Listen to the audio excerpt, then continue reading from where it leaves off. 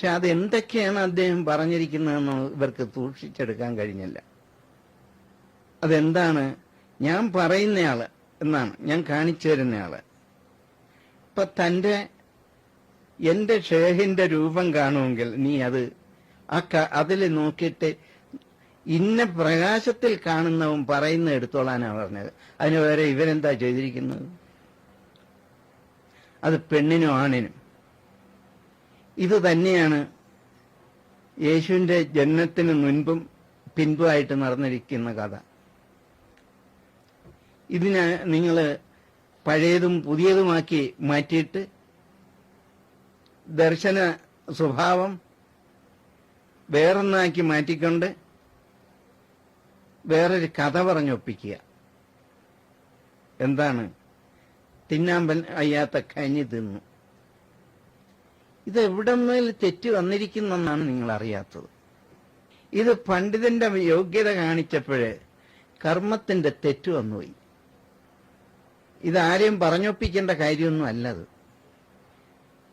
ഈ ധർമ്മം എന്ത് നീ ജീവിതകാലം കൊണ്ട് നേടിയിട്ടുണ്ടോ, എത്ര ജന്മങ്ങളെടുത്ത് നീ വന്നോ, ആ ധർമ്മത്തിലൊക്കെ നീ ആരായിരുന്നോ എന്ന് നീ കണ്ടിട്ട് നീ അങ്ങോട്ട് ചോദിക്കണം.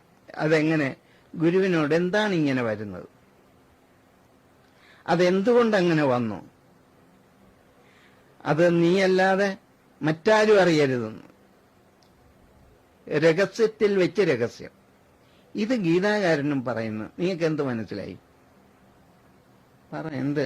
നിങ്ങളൊക്കെ ഗുരുപൂജ ചെയ്തിട്ടിരിക്കുകയാണ്, അതുകൊണ്ടാണ് ഞാൻ ചോദിക്കുന്നത്. എനിക്ക് വേദന സഹിക്കാൻ വയ്യ. നിങ്ങൾ എന്ത് മനസ്സിലാക്കിയിട്ടാണ് ഇത് ചെയ്തിരിക്കുന്നത്? ആ അച്ഛൻ പറഞ്ഞു തന്ന ആ വാക്കിനെ സൂക്ഷിക്കണം എന്ന് നിങ്ങൾക്ക് പരിചയമുള്ളിടത്തോളം കാലം നിങ്ങൾ നിങ്ങളുടെ വേറെ ചിന്തയൊന്നും വയ്ക്കാൻ പാടില്ല. നിങ്ങൾക്ക് ധനക്കുറവ് വരും, ഭാഗ്യക്കുറവ് വരും, കർമ്മവിദ്വേഷങ്ങൾ വരും, ധർമ്മം ഇല്ലാതെ വരും.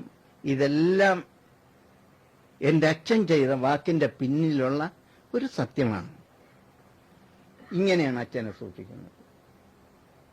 അല്ല, നിങ്ങൾ പറയുന്ന പോലെ അതെന്താണ് പറഞ്ഞത്? വേറെ ഒന്നും അദ്ദേഹം പറഞ്ഞില്ലല്ലോ. ഇതൊരു സത്യമാണ്. നിങ്ങൾ അത് വിട്ടു പെരുമാറരുത്. അതേസമയം ഇവരൊക്കെ എന്റെ കൂടെ കഴിഞ്ഞവരാണ്. അവർക്ക് പറയാൻ കഴിഞ്ഞിട്ടില്ല.